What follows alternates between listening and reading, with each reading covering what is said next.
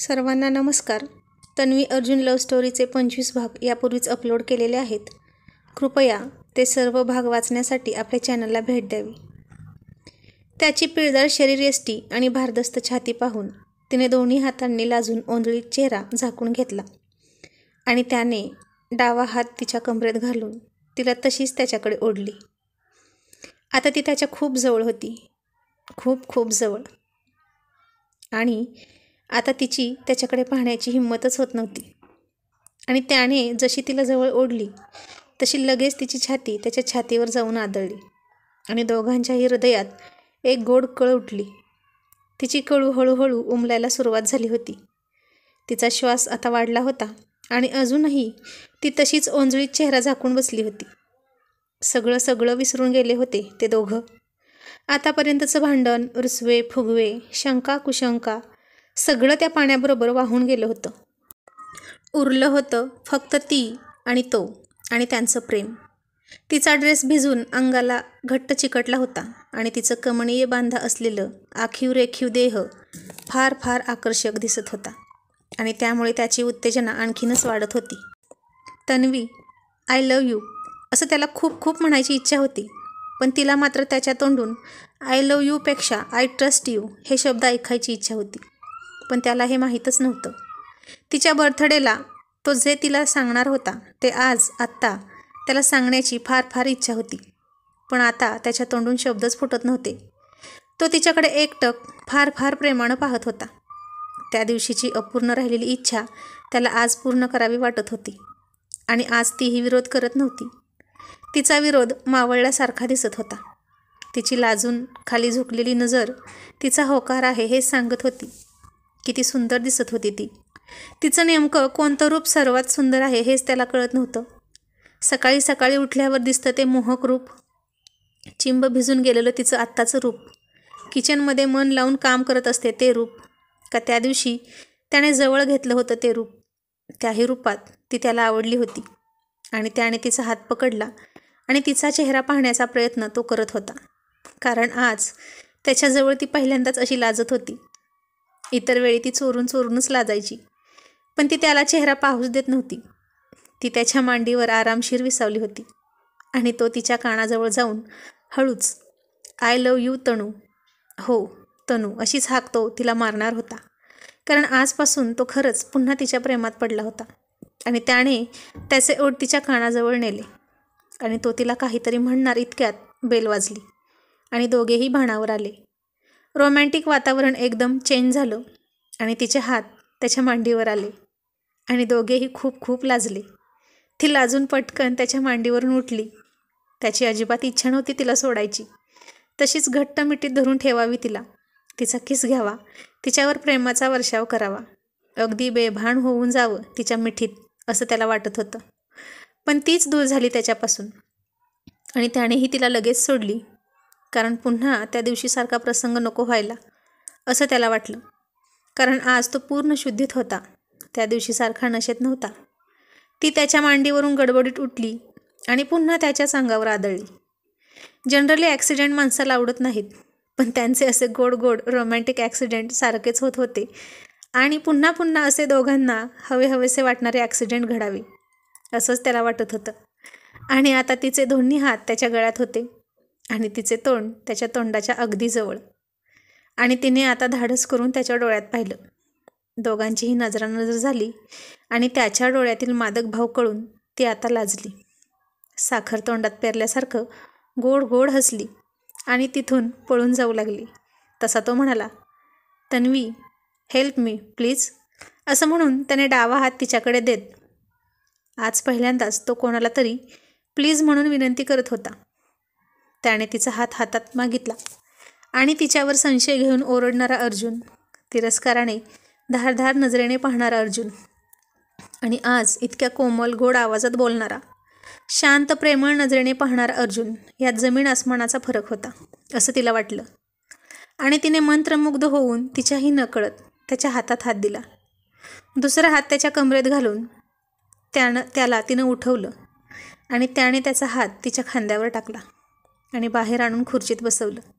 आता त्याला कोणाच्याही मदतीची गरज नव्हती असं वाटलं, कारण त्याची बायको आज त्याच्यासोबत होती, तीही तिच्या इच्छेने, अगदी मनापासून, असं त्याला आज वाटत होतं. कारण एरवी तिनं त्याच्यासाठी काहीही केलं की त्याला शंका यायची की ही मनापासून करत आहे की कर्तव्य म्हणून. आणि त्याला नेहमी असंच वाटायचं की ती हे मनापासून न करता केवळ कर्तव्य म्हणून करते. कारण प्रेम तर ती दुसऱ्या कोणावर तरी करते. पण आज पहिल्यांदा त्यानं तिच्या डोळ्यात पाहिलं होतं आणि त्याला तिच्या डोळ्यात प्रेम दिसत होतं. आणि तिने टॉवेलने त्याचे केस पुसले, मग त्याची पाठ पुसली. त्याच्या विशाल पाठीवर निर्धास्त होऊन पाठीमागून घट्ट बिलगावं, डोकं टेकवून शांत डोळे मिटून पडावं असं तिला वाटत होतं. पण तिने स्वतःला आवरलं, कारण तो कधी कसा वागेल याचा नेम नव्हता. जरी तो आता तिच्याकडे प्रेमाने पाहत असला तरी तिला त्याची शाश्वती नव्हती. कारण असाच तो लग्नाच्या पहिल्या रात्रीसुद्धा तिच्याकडे प्रेमाने पाहत होता आणि तिला उत्तेजित करून, तिचा अपमान करून तो गेला होता. नकळत मगाशी बाथरूममध्ये दोघात जे झालं ते झालं, पण मुद्दाम ती स्वतःहून त्याच्याकडे जाणार नव्हतीच. मग जसं होईल तसं होईल, नाहीतर ती आयुष्यभर त्याची वाट बघत बसणारच होती. त्याचा गैरसमज दूर व्हावा म्हणून ती धडपडत नव्हती किंवा त्याला सत्यही सांगून टाकत नव्हती. कारण त्याचा तिच्यावर विश्वास पाहिजे. प्रेम कमी असलं तरी चालणार होतं तिला. आता ती त्याच्या पुढे आली. पुढून ती त्याला टॉवेलने पुसत होती आणि तिचं लक्ष त्याच्या छातीवर तिने त्या दिवशी ओढलेले नखाचे ओरखडे दिसले आणि तो प्रसंग आठवून ती नाराज झाली. तिने त्या नखांच्या ओरखड्यांवर हळूवार हात फिरवला आणि ती चरकली, थोडी मागे सरकली. किती भयानक वागला होता तो तिच्याशी. नवराच होता म्हणून आणि त्याच्या स्पर्शाची, त्याची ओझरती ओळख होती म्हणून ती या प्रसंगातून लवकर बाहेर पडत होती. तो प्रसंग विसरत होती. पण त्याच्या जागी दुसराच कोणी अनोळखी पुरुष असता आणि माझ्यासोबत असं, बापरे, तिला आता कल्पनेनेच घाम फुटला. किती भयंकर अनुभव त्याने तिला दिला होता. आणि ती पुन्हा दुःखी होत बाहेर गेली. आणि आता त्यालाही समजत होतं की ती का नाराज झाली. ती कधी विसरणार नाहीच काही घटना. तो एक अपघात होता असं समजून. आणि तो तसाच ती गेली त्या दिशेने हताश होऊन पाहत होता. आता ती हॉलमध्ये आली तर सोफ्यावर चक्क कुणाल बसला होता. त्याचाही हातगळ्यात पाहून तिला अजून अर्जुनची चीड आली. बिचारा कुणाल, असं ती मनात म्हणाली. पण कुणाल का आला होता काय माहीत. त्याला पाहून ती थक्क झाली आणि त्याला म्हणाली आलेच. कुणालाही तिची अवस्था पाहून मनातल्या मनात गोंधळला. ती पूर्णपणे भिजली होती आणि चेंज करून आली. मग त्याला तिच्या बेडरूममध्ये घेऊन गेली. तू का आलास इथे? तू मला सांगायचंस ना, मी आले असते ना तुला भेटायला. दबक्या आवाजात कुणाला म्हणाली. तुला सांगायचं? कसं सांगायचं? ना फोन घेतेस, ना मेसेजला उत्तर देतेस, ना मला भेटायला आलीस. मग कसं सांगायचं तुला सांग ना. तुझ्या काळजीने माझा जीव किती कासावीस झाला होता. एकतर तू रात्रभर माझ्याजवळ होतीस आणि घरी आल्यावर तुझ्या त्या पिसाळलेल्या धूमकेतूने तुला काही केलं असेल तर, त्या विचारानेच माझा अर्धा जीव निघून गेला होता. मग आता म्हटलं जे होईल ते होईल, येऊन घरीच गाठावं. पण इथं तर टिपटिप बरसा पाणी चाललेलं दिसतंय. कुणाल हसत म्हणाला. गप्प बस रे, तन्वी थोडी लाजत म्हणाली. आणि तिने त्याला अर्जुनच्या ॲक्सिडेंटची सगळी हकीकत सांगितली. पण त्या दिवशी अर्जुनने तिच्यासोबत केलेली जबरदस्ती नाही सांगितली. नाहीतर कुणालने आत्ताच अर्जुनचं काय केलं असतं काय माहीत. अर्जुनचा ॲक्सिडेंट झाला त्यामुळे तिचं मोबाईलकडे लक्ष नव्हतं. खरं तर कुणालचीही आठवण येत नव्हती तिला. अर्जुनचा ॲक्सिडेंट झाल्यापासून ती त्याच्याच काळजीत होती. आणि म्हणाली, अरे पण तुला त्यानं इथं पाहिलं तर तो रागात काय करेल माहीत आहे का? तुझं नावही घेतलेलं त्याला चालत नाही. मग हे तुला कळायला हवं होतं. तू माझ्याशी बोलली असतीस फोनवर तर मी आलोच नसतो. आणि हा विचार मी केलाच आहे की अर्जुनने मला पाहिलं असतं तर काय, आज मीच त्याला सगळं खरं खरं सांगितलं असतं. आणि तन्वीने त्याच्याकडे आश्चर्याने पाहिलं. इकडे अर्जुनने एका नोकराला हाक मारली आणि मघाशी बेल वाजली, कोण आलं होतं असं विचारलं. कारण जर अतुल आला असेल तर त्याला आत बोलवावं असं त्याला सांगायचं होतं. पण नोकर म्हणाला, तन्वी मॅडमचे कोणीतरी गेस्ट होते. तन्वी मॅडमचे गेस्ट? कशावरून? अर्जुनने शंका घेत विचारलं. कारण ते आणि तन्वी मॅडम आता त्यांच्याच बेडरूममध्ये गप्पा मारत आहेत. आणि अर्जुनची शंका वाढायला लागली. बेडरूममध्ये जाऊन गप्पा मारण्या एवढं कोण स्पेशल गेस्ट आला आहे? अतुल किंवा इतर कोण असतं तेव्हा मात्र ती हॉलमध्ये गप्पा मारते. मग आता? कुणाल असणं तर शक्यच नाही. तो पण हॉस्पिटलमध्ये आहे ना, असं तीच म्हणते. आणि मग त्याने कसेबसे कपडे घातले आणि हळूहळू चालत तिच्या बेडरूमच्या बाहेर गेला. तर दार आतून बंद होतं. कुणाल आणि तन्वी गप्पा मारत होते. ए तन्वी, देवाने त्याला बरोबर शिक्षा दिली बघ, कुणाल हसून म्हणत होता. त्याने माझा हात मोडला आणि त्याचाही हात मोडला, तोही उजवाच. जैशी करणी वैसी भरणी, असं म्हणून कुणाल हसत होता. गप्प बस रे, असं एखाद्याबद्दल बोलू नये किंवा वाईट चिंतू नये. आणि अर्जुनने हे ऐकलं आणि त्यानं ओळखलं की हा कुणालच आहे. त्याने रागाने पुन्हा मुठी आवळल्या. त्याची इतकी हिंमत! आता तो तिला भेटायला सरळ सरळ माझ्या घरी आला आणि वरून माझा हात मोडला म्हणून किती खुश आहे तो. आणि तन्वीसुद्धा म्हणाली की एखाद्याबद्दल असं बोलू नये, म्हणजे मी तिच्यासाठी फक्त एक कोणीतरी आहे. ती का म्हणाली नाही त्याला की गप्प बस, माझ्या नवऱ्याला असं बोललेलं मला चालणार नाही? का नाही त्याला ओरडली? त्याला भेटायला हॉस्पिटलमध्ये पळत गेली आणि माझा मात्र ॲक्सिडेंट झाला आहे हे माहीत असूनही मला भेटायला आली नाही. तिला माझ्याविषयी काहीच वाटत नाही का मनापासून? अर्जुन नाराज झाला आणि पुन्हा त्याच्या मनावर असंख्य शंकेचे ढग दाटून आले. मागाचा होता तो रोमॅन्टिक मूड गायब झाला. त्याच्या चेहऱ्यावरचा रंग उडाला आणि तो पुन्हा रागात येऊन बेडरूममध्ये बसला. मगाशी बाथरूममध्ये माझ्याकडे पाहून लाजत होती ती तन्वी खरी की आताची ही तन्वी खरी? त्याच्या डोक्यात खूप वेदना होत होत्या आणि त्याने घट्ट डोळे मिटून घेतले. आणि त्याला मगाशी तिच्या डोळ्यात त्यानं जे पाहिलं तेच पुन्हा दिसलं. त्याच्याविषयीचं प्रेम. हो, आणि तेच खरं आहे. जर त्यानं तिच्या डोळ्यात पाहिलं नसतं तर त्याला हे कळलं नसतं. आजपर्यंत तिच्यावर तो संशय घेत होता कारण त्यानं तिच्या डोळ्यात पाहिलंच नव्हतं. पण आता त्यानं जे पाहिलं तेच खरं होतं. ती फक्त माझी आहे, फक्त माझी, असं म्हणून तो मनात हसला.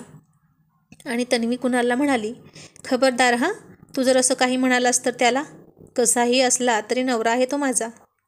हो हो, ते पाहिलं ना मी मगाशी आल्या आल्या. कशी भिजली होती ग तू इतकी, आणि गाल का लाल झाले होते. ती आता फक्त गालात हसत होती. आणि तो बाथरूममध्ये पडला असं म्हणाली. पण आता कशी ग त्याला गरज पडली तुझी? एरवी फार फुशारक्या मारत असतो. किती अकड असते त्याची. अर्जुन द ग्रेट असल्यासारखं वागतो.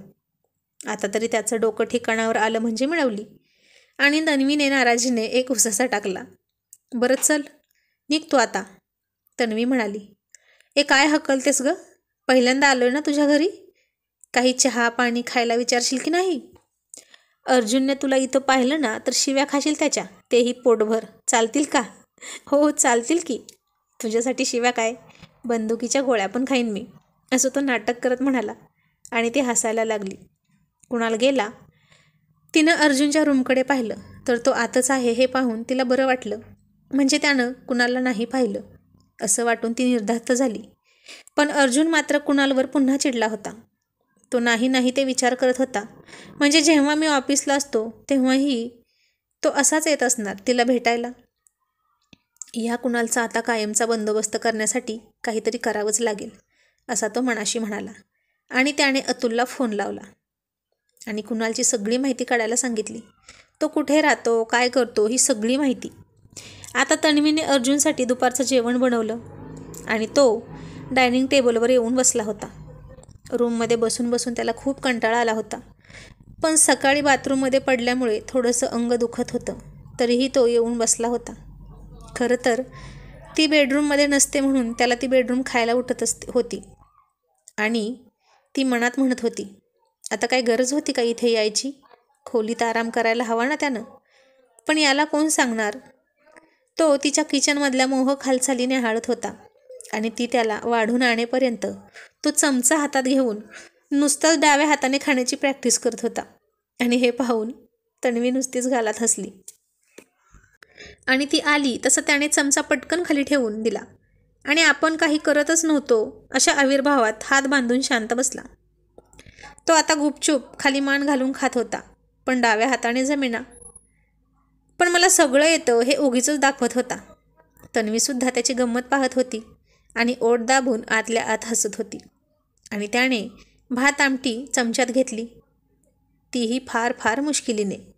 आणि मी पण हे करू शकतो, मला जमलं, अशा आविर्भावात तन्वीकडे त्यानं पाहिलं आणि इतक्यात चमच्यातून सगळं त्याच्या शर्टवर पडलं आणि त्याने फजिती झाली म्हणून घट्ट डोळे मिटून घेतले.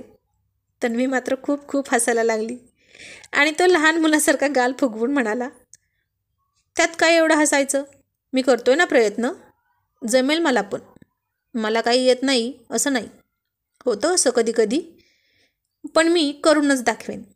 आणि मग तन्वी हसू आवरत म्हणाली, हो हो जमेल हा तुला, कर तू प्रयत्न, आणि दुपारचा लंच संध्याकाळच्या डिनर म्हणूनच खा. आणि ती पुन्हा हसायला लागली. तिला अशी खळखळून हसताना पाहून त्याला खळखळ वाहणाऱ्या झऱ्याची आठवण झाली. किती छान हसत होती ती. त्यानं तिला चिडलेली पाहिलं होतं, घाबरलेली पाहिलं होतं, पण अशी मोहक सुंदर हसताना प्रत्यक्षात आताच पाहत होता तो. लग्न झाल्यापासून तू डाल डाल मै पात पात, तू शेर तर मी सव्वा शेर, असंच चाललं होतं त्यांचं. तो दिवसभर ऑफिसमध्ये आणि ती घरी, आणि जेवढा वेळ एकत्र घरी असायचे तेवढा वेळ एकाचं तोंड पूर्वेला तर दुसऱ्याचं पश्चिमेला.